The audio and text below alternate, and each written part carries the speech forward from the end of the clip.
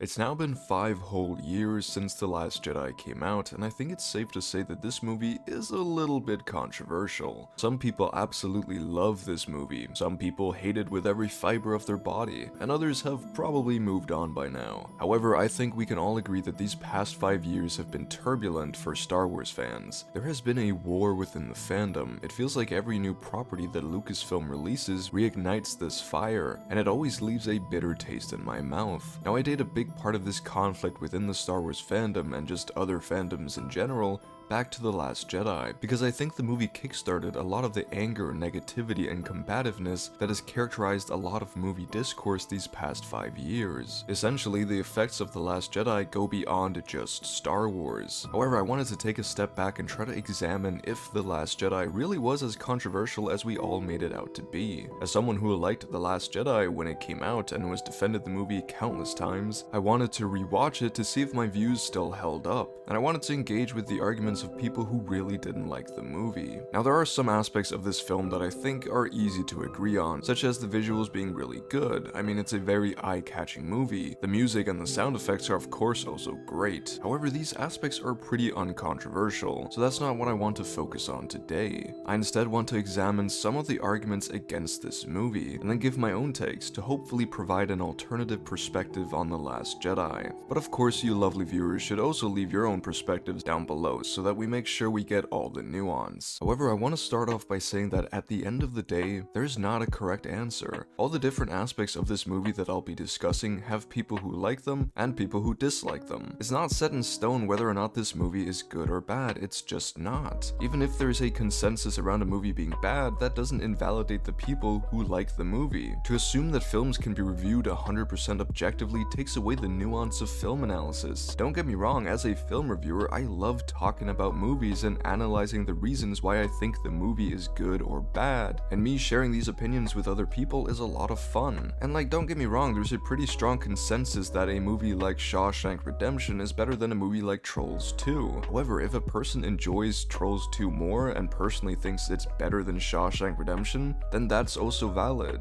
Art is subjective, and that doesn't mean we shouldn't talk about or analyze art, but rather that we should be more appreciative of other people's opinions, and the fact that we all approach films differently. That's part of what makes talking about films so much fun. So I relay this message to you guys. Please be respectful of each other. This movie is a touchy subject for many people. To some, the directions this film took contradicted a lot of what made Star Wars special for them, and to others, they've been bullied online for years just for liking this movie. If you're watching this video, then I assume you have some sort of relationship with The Last Jedi, whether it's positive or negative, and either way, you're welcome here. I also want to keep stressing the fact that I like this movie, and that I've liked it since it came out, so I'm naturally going to be more biased towards its strengths than its weaknesses. However, I am trying to approach this video with the intent of hearing as many perspectives as possible. I've scoured YouTube and Reddit, I've talked to friends, and I've tried to compile a list of the aspects of this film that have been in contention for a long time. I will try to engage with these arguments and attempt to reason why someone would agree and why others would disagree, perhaps to provide some different viewpoints that you may not have thought about. However, I can't possibly cover everything in this video, so I ask you all to keep this discussion alive down in the comments. I hope we can have a civil yet insightful conversation where you have the freedom to express yourself about this movie, to an extent of course. Please don't be aggressive, hateful, or just an overall buzzkill, but please let me know if there's anything you think I missed, and then we can talk about it. However, this introduction has already been way too long, so if I haven't bored you already, then let's just delve right into the video. And I think it makes sense to start at I think the most obvious aspect of this movie that has caused a debate: Luke Skywalker. Now obviously Luke Skywalker's arc surprised a lot of us. It wasn't quite what we expected, and some people really liked this direction for the character. Other people didn't like it as much, and some were okay with the decision, but they didn't feel that the movie earned it. And honestly, this is something that I've thought about a lot these past 5 years, trying to piece together how a single character depiction in a movie could create such a divide within the fandom, and I think the answer boils down to emotions. Luke Skywalker was a hero to a lot of us growing up. When we think of Star Wars, he's one of the first things that pops up inside our heads. And what's not to love about Luke? He's the everyman. He's the bratty teenager who goes through a hero's journey and learns responsibility and becomes a hero. He's not perfect, he makes mistakes, he almost gets tempted to the dark side, but at the end of the day he always came through and he saved his father, as well as the galaxy. So naturally people were excited to finally see him on screen again, and after J.J. Abrams blueballed us all, it was finally time for Luke to shine. However, he was different. Instead of the Jedi Grand Master we all thought he would be, he was an older, more grumpy and cynical man who had shut himself off from the rest of the galaxy because of the guilt and shame he felt at the mistake he made. This was jarring for a lot of people because this wasn't the hero they had been waiting to see on screen after all these years. However, to some people, including myself, he still was. To me, this was the perfect character arc for Luke because, like I mentioned before, this is mostly about emotions. It's about each of our relationships with Luke Skywalker, what his character meant to us. And it's also about interpretation. How did we each interpret Luke's character? To me, he was never a perfect hero. He was actually a very flawed hero who has always been characterized by acting on his impulses, being very controlled by his emotions, and being prone to make mistakes. Essentially, he was everything the Jedi of old weren't, but that was exactly what the galaxy needed. Palpatine had taken advantage of the way the Jedi Order functioned. They were perfect. They didn't second guess themselves because they knew they were the good guys. They looked down on emotions and impulses, but this made them blind to the growing darkness within Anakin and Palpatine's master plan. And in the end, it was relatively easy for Palpatine to manipulate the whole Jedi Order, but he couldn't do the same with Luke, because Luke had flaws. He wasn't perfect, and in the end, that was his greatest strength. That was at least how I interpreted Luke's character in the original trilogy, and so I really like the idea of us delving further into Luke's flaws, giving him a failure that he couldn't just fix. The biggest moment of contention I think is in Luke igniting his lightsaber after seeing the darkness inside Ben. Some people see this as completely against Luke's nature, whereas I see this as being similar to how he almost lost control against Darth Vader, tapping into his dark side. Here Luke was seeing the next Darth Vader who was going to send the galaxy into chaos once again, and millions if not billions of people's lives would be threatened. For a split second he believed he could end it. Without thinking, he ignites his lightsaber, but like he says himself, it was fleeting. Almost instantly he realized what he was doing, and in perfect Luke fashion, after almost losing his grip, he made the right decision in the end. He doesn't go through with it. However, this mistake, unlike the others, had dire consequences, because Ben had witnessed Luke's moment of weakness, but all he saw was his master and uncle who had betrayed him, and that's when he went over the edge. Luke wakes up in the ruin of his Jedi temple, having failed the galaxy, just like the Jedi before him did. Riddled with guilt and shame, he made the conclusion that the Jedi themselves were the problem, not just the way they were organized. Of course, this ends up being wrong, and he realizes this at the end, but I think his decision to leave it all behind makes sense for the character in this moment. I understand why he became cynical and closed off, because he had made the same mistake the Jedi had when he was supposed to be better. Luke couldn't live up to the symbol of his own heroism, which is the hard truth for all heroes. However, at the end of the story, after meeting the next generation of Jedi, he realizes that failure isn't the end. It's an opportunity to learn, and that the Jedi Order will never be perfect. It won't just have a solution, but rather it needs to keep changing and developing. Luke walking out to face the First Order, sparking the fire in the next generation, was one of the best cinema experiences of my life, because this was the Luke Skywalker that I had been waiting for. The flawed hero who, despite his failures and his setbacks, never truly gave up, and would always stand up for what's right. This was my ideal Luke Skywalker. However, that's not the case for everyone, and that's perfectly fine. For a long time, I couldn't accept that other people didn't like this portrayal when I thought it was so perfect. I thought everyone else just didn't understand, that they didn't know Luke Skywalker like I did, but I had it all wrong. It all depends on our interpretation of Luke and our emotions surrounding the character. My Luke is different than your Luke, and that's awesome. I'm just sorry for the people who never got to experience the same excitement as I did watching this movie. For some people, the fact that Luke even ignited his lightsaber to begin with goes completely against his character, and they just can't accept this version of Luke. However, to me, Luke in The Last Jedi challenged me. He was just what I needed him to be. His arc was right in line with my own interpretation of the character, so I guess I got lucky. Alright, I didn't mean for this section to be so long, but I just had a lot to say about it. I hope it's given you a different perspective and viewpoint on Luke's character, and believe me when I say that it's okay to not like his portrayal in The Last Jedi. Even if you hate it and you can't watch the movie anymore,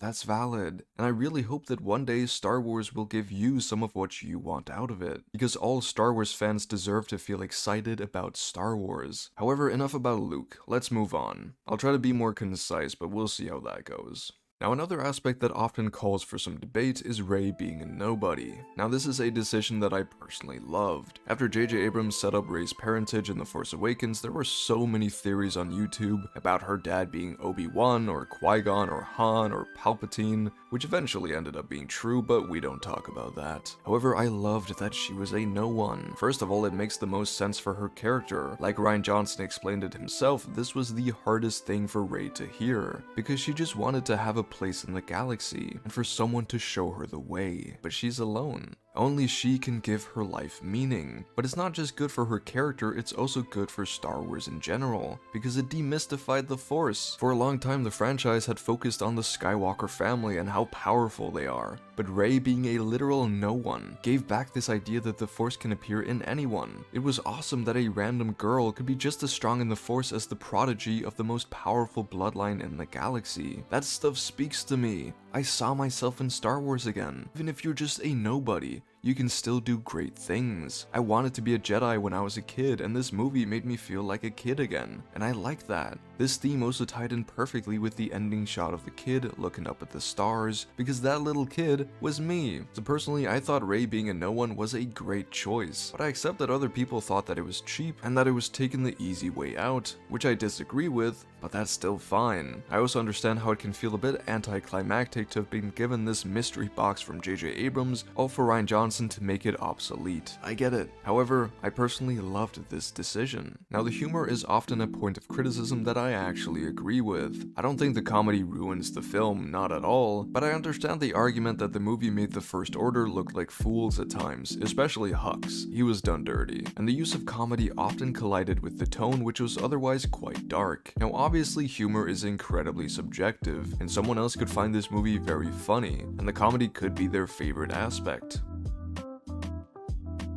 It's the gift of us being different to one another. Now, Poe and Holdo is another aspect that there is some debate around, and again, I'm probably more on the positive side. That's not to say I think it's perfect. I know a lot of people don't think it makes sense for Holdo to not tell Poe the plan, especially when he's going to do something stupid, and I understand the argument. However, I've personally always interpreted these scenes like this. First of all, Holdo is a flawed character. She's the embodiment of the failure theme that runs throughout the movie, who despite her shortcomings makes the right decision at the end and dies a hero. However, there's also the aspect of Poe being a loose cannon, who just prior to Holdo taking over command, had been demoted by Leia herself. Now, some people argue that if Holdo is such a prominent person within the Resistance, that she would know about Poe and that his heart is in the right place. And I think that argument makes sense, but I also think that the demotion of Poe, plus the chaos and stress of being chased by the First Order, with limited fuel, with Leia out of commission, with possible spies on board, I sort of understand why Holdo would keep the plans very close to her chest. I mean, in the end, Poe does end up causing a mutiny, and even though Holdo could have prevented it, he still caused a mutiny. Do you see the point I'm trying to get at here? Both Poe and Holdo made mistakes. They both thought their way was right, and if they had cooperated better, they could have prevented a lot of this bickering and eventually helped the Resistance much more, but they didn't. Naturally, some people simply don't like Holdo because they don't like seeing women speak down to men, but idiots like this are in the minority, and there are absolutely still valid reasons why someone wouldn't like Holdo and this subplot. But yeah, these were some of my reasons why I enjoy it. Next up, I have to mention Finn and Rose, and this is where I probably agree most with the criticism. Listen, these two are definitely not as bad as they are in Rise of Skywalker, where they're both just kinda cast to the side. But while I think their part in The Last Jedi is fine, I still think Finn's arc just falls a bit flat compared to The Force Awakens. I would have loved to keep examining this whole stormtrooper turned rebel aspect, and I think the sequels really missed the opportunity for Finn to be Force sensitive, but then to also act upon it. I just think his arc in this film could have been a lot more, despite having some satisfying moments such as him overcoming Captain Phasma, which also could have been better set up if we had actually got more interactions between them. I just don't think Rian fully knew what to do with Finn, and so he felt a bit shoved to the side. Now, Rose is a character that I understand why some people don't like. Of course, the racist comments and harassment Kelly Marie Tran received is despicable and unjustified in every way. In general, the hate the people who worked on this film received was just horrible. horrible, but especially Kelly Marie Tran. People who acted this way are not Star Wars fans. I hope we can all agree on that. The same goes with the harassment towards Ahmed Best and Jake Lloyd. Anyone who harasses and verbally abuses the people who made a movie they don't like is a loser and a despicable person. However, back to Rose Tico. I think she had a lot of potential. I also don't think she's necessarily a bad inclusion, I just think her character was a bit meh. The final scene between Finn and Rose where Rose saves Finn, it was a decent message, I just don't think it was executed very well. I guess that's the thing, their arcs just didn't live up to their potentials. There was a foundation, but it just fell flat. I'm sure you guys can give me more thought out reasons why you didn't like Rose and Finn, but to me, they were kinda just there, with some good aspects and some very forgettable aspects. Now before we get to the final point of discussion, I just want to mention some of the smaller debates I've seen, aspects that I'm not going to talk much about, but that are still worth mentioning. For one, we never see Luke's reaction to Han's death, and I agree that this is a missed opportunity. The fact that we never got to see a full reunion between Luke, Han, and Leia already cuts very deep in the first place, but I understand why. I just think they could have included Luke's reaction instead of cutting away right as he asks about it, and it would have not only been emotional, but it also would have given fans some closure. Getting angry at General Akbar's death is a weird hill to die on, if I do say so myself. I know his lines in the original trilogy are iconic, but like, he wasn't much of a character. How many of you truly cared about him? I mean, if you did, then that's great. I just don't see how him dying off screen can be such a triggering thing. I especially don't understand the people who wanted him to have taken over Holdo's role.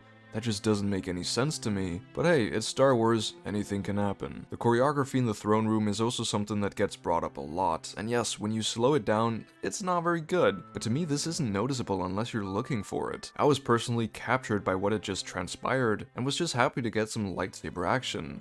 However, this is absolutely valid. The choreography is flawed, and if that matters a lot to you, then that's perfectly fine. Now, plot holes are something that I don't really want to get too much into, because unless they're really significant and shatter my immersion, then it's not something I tend to focus on very much. I'd much rather watch a movie that has some plot inconsistencies that moves me emotionally and speaks to me on a deeper level, rather than the other way around. However, there are plenty of good videos out there dissecting the plot of The Last Jedi, and frankly, I don't have time to get into that right now. This video is already long enough as it is, and I have exams coming up. However, let's end off by talking about the man himself, Rian Johnson. And to this day, there are still people who have not forgiven him. I mean, he's the writer and director, so all the potential success and problems with this movie sort of lie on his shoulders. And if you're of the opinion that most things, if not all things, in this movie are broken and cast a dark shadow on the legacy of Star Wars, then perhaps you don't have very fond opinions about Rian Johnson. Now, it's obvious that he wanted to go in a completely different direction than what J.J. Abrams had in mind, and while I enjoyed this direction, I understand that some of the things that were built up in The Force Awakens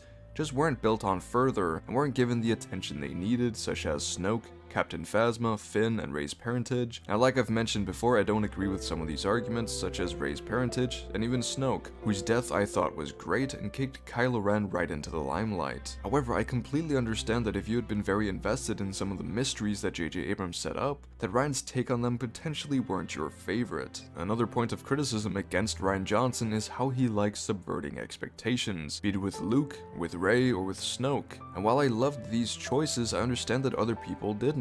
And if you did not like them, then the excessive subverting of expectations probably felt a bit empty to you. That's at least an argument I've heard before, that Rian Johnson subverted expectations just for the sake of subverting expectations, without any real depth or meaning, which I disagree on, but again, this video is about sharing our disagreements. However, I also need to mention Rian Johnson's statement about his goal not being to please the fans, but rather to make the movie that he wanted to make. And this in general is something that I think will be debated forever. The question of whether a director of a massive franchise like Star Wars, which has millions of fans already, should make their movie with the fans in mind, or make the movie that they truly want to make without feeling the need to please fans. And I think, like most topics of debate, the answer is more complicated than just one or the other. Now, I personally think a filmmaker just trying to please fans makes for an uninspired movie that is bound to fail, because pleasing some fans will probably mean displeasing other fans. However, if a filmmaker completely disregards the franchise they're making a film about,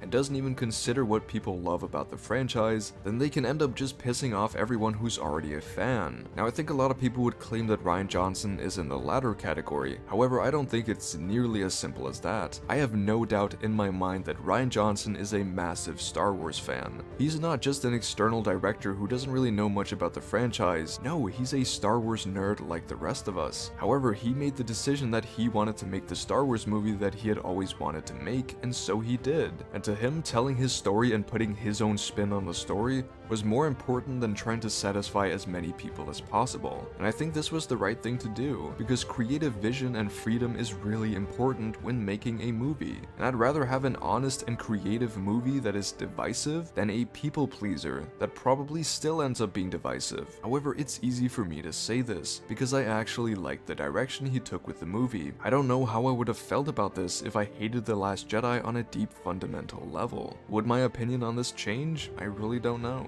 However, I don't think Rian Johnson was trying to kill the past, as many people like to say. I think he was trying to make his own dream Star Wars movie, and hoped that people would appreciate it. Sadly, many people didn't. As for his actions, fighting back against angry fans, making fun of their Snoke theories, and overall just taking part in some of the discourse, I think you can definitely criticize that, but I mean, he was getting harassed and is still getting harassed online for The Last Jedi, so if I was him, I'd probably respond too. However, personally, I'd love to see Rian Johnson make his trilogy. I don't know if it'll ever happen, but I would love it. However, that's it for today. The Last Jedi remains to this day one of my favorite Star Wars movies, and I hope that after 5 years, the discourse surrounding it will have become a tad bit more nuanced. I don't think there'll ever be consensus about this movie, and that's fine. I don't need everyone to love it like I do, and I don't want everyone to hate it either. I just hope that as Star Wars fans, we can begin to respect each other and accept that people have different opinions than we do. Perhaps this video has even given you a different perspective on The Last Jedi, and hopefully you'll give me a different perspective down in the comments. Please do consider leaving a like and subscribing if you want to see more content like this. As always, a huge thank you to my patrons and our turf captain Ben Joseph. But without further ado, I hope you all have a wonderful day. Stay safe and peace out.